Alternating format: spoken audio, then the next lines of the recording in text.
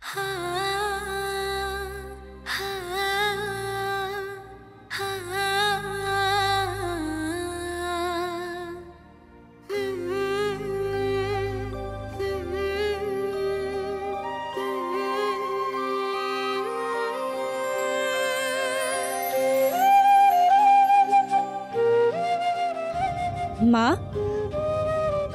মাগো, সবাই বলে তোমার জন্ম, তোমার মৃত্যু, তোমার সারাটা জীবন শুধুমাত্র এই রূপনগরের সেবার জন্য হয়েছিল। নিজের দেশের জন্য তুমি তোমার প্রাণ দিয়েছিলে, কিন্তু তাও মা, কেন জানি না আজ বারবার মনে হচ্ছে তুমি যদি থাকতে তাহলে খুব ভালো হতো।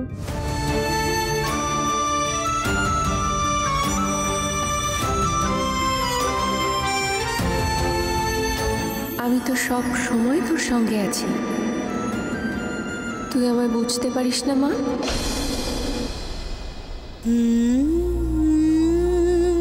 পারি তো মা, আমি সব সময় তোমায় অনুভব করতে পারি।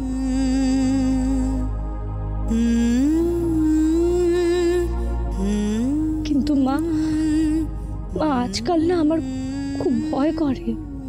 চারিদিকে এত বিপদ, এত শত্রু, এত কিছুর মাঝেও আমি চাইলেও তোমার কোলে মাথা রেখে সবকিছু ভুলে থাকতে পারি না মা।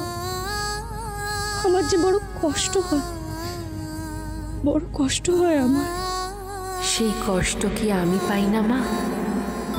কি করবি বল? এ আমাদের মা মেয়ের ভবিতব্য ছিল। মা, চিন্তা করিস না, আমি থাকতে তোর কোনো বিপদ হবে না। মা গো, মা,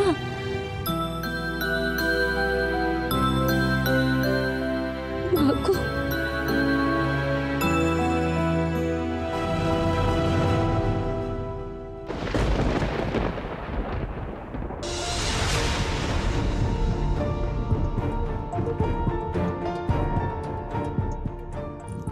আমি জানি রূপমতি, তোর মন একদম ভালো নেই।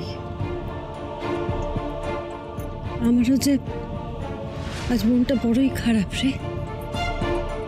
কিন্তু কয়েকটা কথা যে তোকে না বললেই নয়। তোকে ঘিরে ঘরে বাইরে হাজারো বিপদ, চারিদিকে তো শত্রু রূপমতি। এ হেন বিপদের সময় আমি তোকে নিয়ে যে বড়ই অসহায় বোধ করছি মা। কেন ছোট মা, তুমি এভাবে কেন বলছো? আমি যে রানীমাকে কথা দিয়েছিলাম, আমি একবার সবটুকু দিয়ে তোকে রক্ষা করব। কিন্তু আমি যদি তা না পারি, যদি তার আগে আমার ছুটি হয়ে যায়, তাহলে যে রানীমাকে দেওয়া কথা আমি রাখতে পারবো না রে রূপমতি। ছোট মা, ছোট মা, তুমি কেন এসব কথা বলছো?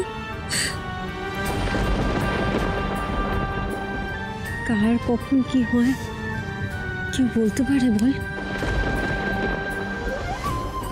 শোন মা, সব দিক ভেবে আমি ঠিক করেছি। আজ থেকে অরুন্ধতী তোর ছায়া সঙ্গী হয়ে থাকবে।